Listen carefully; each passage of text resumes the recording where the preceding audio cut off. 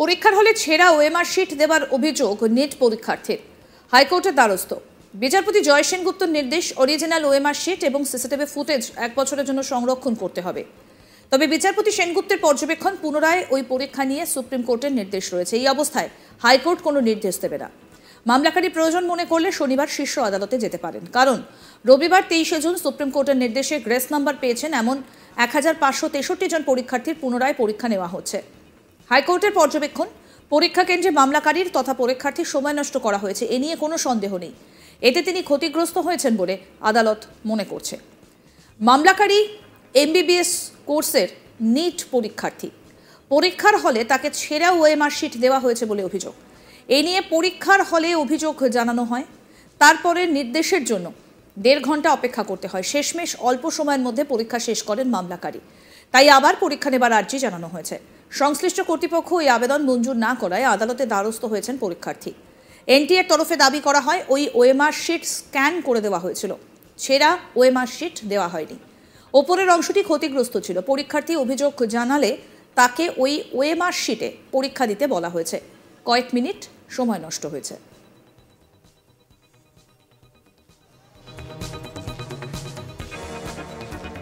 এই বিষয় নিয়ে আমাদের প্রতিনিধি মানুষ নস্কর কি প্রতিবেদন তুলে ধরেছেন শোনাবো। পুনরায় পরীক্ষা নেওয়ার দাবিতে কলকাতা হাইকোর্টের দ্বারস্থ এক চলতি বছরের এক নিট পরীক্ষার্থী, কিন্তু কলকাতা হাইকোর্ট তাকে সুপ্রিম কোর্টে ফেরত পাঠালো। তার মামলা বিচারপতি জয় সেনগুপ্তর নির্দেশ যে এই বিষয়ে সুপ্রিম কোর্টের নির্দেশ রয়েছে, ফলে হাইকোর্ট আলাদা করে কোনো নির্দেশ দেবে না। তিনি চাইলে সুপ্রিম কোর্টের দৃষ্টি আকর্ষণ করতে পারেন। আজকে সুপ্রিম কোর্ট সেই ব্যাপারে যা নির্দেশ দেওয়ার দেবে। তবে ওই পরীক্ষার্থীর ওএমআর শিট এবং পরীক্ষা হলের সিসিটিভি ফুটেজ 1 বছরের জন্য সংরক্ষণ করার নির্দেশ দিয়েছেন বিচারপতি সেনগুপ্ত। ফিওনা মজুমদার নামে এক পরীক্ষার্থী, চলতি বছরের ডাক্তারি যে প্রবেশিকা পরীক্ষা নিট পরীক্ষায় তিনি পরীক্ষার্থী ছিলেন। ওই পরীক্ষার্থীর অভিযোগ, পরীক্ষার দিন তাকে ছেঁড়া ওএমআর শিট দেওয়া হয়েছিল। তারপর তিনি পরীক্ষা হলে উপস্থিত থাকা পরীক্ষকের কাছে সেই বিষয়ে অভিযোগ জানান। তারপর তার ওএমআর শিট পুনরায় নতুন ওএমআর শিট দিতে প্রায় 1.5 ঘন্টা সময় নেওয়া হয়েছিল। ফলে তার অনেকটা সময় নষ্ট হয়ে গেছে। তিনি পরীক্ষায় কম সময় পেয়েছেন। তাকে পুনরায় পরীক্ষা দিতে দেওয়া হোক, এই দাবিতে কলকাতা হাইকোর্টের দ্বারস্থ হয়েছিলেন। জরুরি ভিত্তিতে কালকে কলকাতা হাইকোর্টের বিচারপতি জয় সেনগুপ্তর এজলাসে মামলা করেছিলেন তিনি, কিন্তু বিচারপতি জয় সেনগুপ্ত মামলাকারীকে সুপ্রিম কোর্টে ফেরত পাঠালেন। বিচারপতির পর্যবেক্ষণ, এই বিষয়ে ইতিমধ্যেই সুপ্রিম কোর্ট একটি নির্দেশ দিয়েছে, যেখানে গ্রেস মার্ক প্রাপ্ত 1563 জন পরীক্ষার্থীর আগামীকাল রোববার পুনরায় পরীক্ষা নেওয়ার নির্দেশ দিয়েছে সুপ্রিম কোর্ট। এই পরীক্ষার্থী যদি মনে করেন যে তিনি ফের পুনরায় পরীক্ষায় বসতে চান, তাহলে তিনি সুপ্রিম কোর্টে আবেদন জানাতে পারেন। এই বিষয়ে হাইকোর্ট আলাদা করে কোনো নির্দেশ দেবে না। প্রসঙ্গত, চলতি বছরের নিট পরীক্ষার ফলাফল প্রকাশিত হয় 4 জুন, যেদিন লোকসভা নির্বাচনের ফলাফল ঘোষণা হয়েছিল। ঠিক সেই দিনই চলতি বছরের নিট পরীক্ষারও ফলাফল ঘোষণা হয়, এবং নিট পরীক্ষার ফলাফল ঘোষণার পরেই গোটা দেশে একেবারে সাড়া পড়ে যায়। দেখা যায় যে প্রথম স্থান অধিকার করেছেন 67 জন পরীক্ষার্থী। একই সঙ্গে দেখা যায় যে প্রথম স্থানে থাকা 8 জন ব্যক্তি কোনো একটি কেন্দ্রের পরীক্ষার্থী ছিলেন।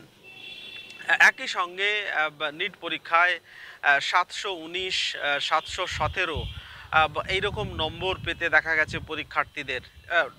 নিট পরীক্ষায় মোট নম্বর ছিল 720।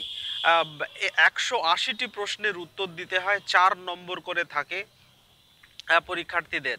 সেখানে কেউ যদি ভুল উত্তর দেয় তাহলে সেক্ষেত্রে নেগেটিভ মার্কিং থাকে 5 নম্বরের।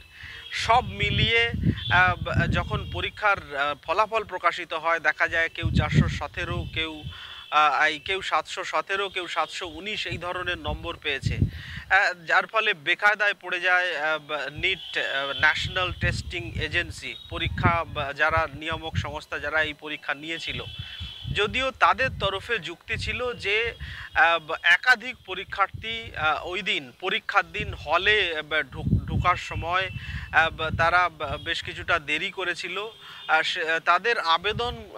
তারা আবেদন জানায় এজেন্সির কাছে। তারপর বিষয়টি খতিয়ে দেখে এছাড়াও পরীক্ষার হলে একাধিক নানা রকম অসুবিধে সৃষ্টি হয়েছিল, সেই সমস্ত বিষয় খতিয়ে দেখে তাদের কিছু গ্রেস নম্বর দেওয়া হয়েছিল। তারপর এই মর্মে সুপ্রিম কোর্টে দায়ের হয় মামলা। সুপ্রিম কোর্ট নির্দেশ দেয় যে সমস্ত পরীক্ষার্থীর পুরো পরীক্ষা বাতিলের আবেদন জানানো হয়েছিল সুপ্রিম কোর্টে, কিন্তু সুপ্রিম কোর্টের বেঞ্চ নির্দেশ দেয় যে পুরো পরীক্ষা বাতিল না করে যে সমস্ত পরীক্ষার্থীকে গ্রেস নম্বর দেওয়া হয়েছিল তাদের পুনরায় আগামী রোববার অর্থাৎ আগামীকাল 23 জুন তাদের ফের পুনরায় এই পরীক্ষায় বসতে হবে। সুপ্রিম কোর্ট এই নির্দেশ দেয়। তারপরেই গতকাল জরুরি ভিত্তিতে ফিওনা মজুমদার, তার আইনজীবী কল্লোল বসু কলকাতা হাইকোর্টের দ্বারস্থ হয়েছিলেন। বিচারপতি জয় সেনগুপ্তর এজলাসে জরুরি ভিত্তিতে সন্ধেবেলা 6টার পর বিচারপতি এই মামলা শোনেন। জরুরি ভিত্তিতে এই মামলার শুনানি হয়, যেখানে মামলাকারীর তরফে আইনজীবী জানিয়েছিলেন যে তার যে ওয়ে মার্কশিট দেওয়া হয়েছিল সেটি ছেঁড়া ছিল এবং সেটি পরিবর্তন করার জন্য তিনি যখন হলে উপস্থিত থাকা পরীক্ষকের কাছে জানান, সেটি ফেরত দিতে অনেক সময় নেওয়া হয়েছিল, ফলে তার সময় নষ্ট হয়েছিল। কলকাতা হাইকোর্টের বিচারপতি জয় সেনগুপ্ত এই বিষয়টি মেনে নিয়েছেন যে পরীক্ষার্থীর সময় নষ্ট হয়েছিল, তার জন্যই তিনি তার অরিজিনাল ওয়ে মার্কশিট এবং পরীক্ষা হলের সিসিটিভি ফুটেজ 1 বছরের জন্য সংরক্ষণ করার নির্দেশ দিয়েছেন। একই সঙ্গে তিনি আলাদা করে নির্দেশ দিতে পারেন না, যেহেতু সুপ্রিম কোর্ট এই বিষয়ে নির্দেশ দিয়েছে, সেই জন্যে এই বিষয়ে এই মামলাকারীকে সুপ্রিম কোর্টের যাওয়ার নির্দেশ দিয়েছেন বিচারপতি। পরীক্ষার হলে ছেঁড়া ওয়ে মার্কশিট দেবার অভিযোগ নিট পরীক্ষার্থীর। হাইকোর্টের দ্বারস্থ ওই পরীক্ষার্থী। বিচারপতি জয় সেনগুপ্তের নির্দেশ, অরিজিনাল ওয়ে মার্কশিট এবং সিসিটিভি ফুটেজ 1 বছরের জন্য সংরক্ষণ করতে হবে।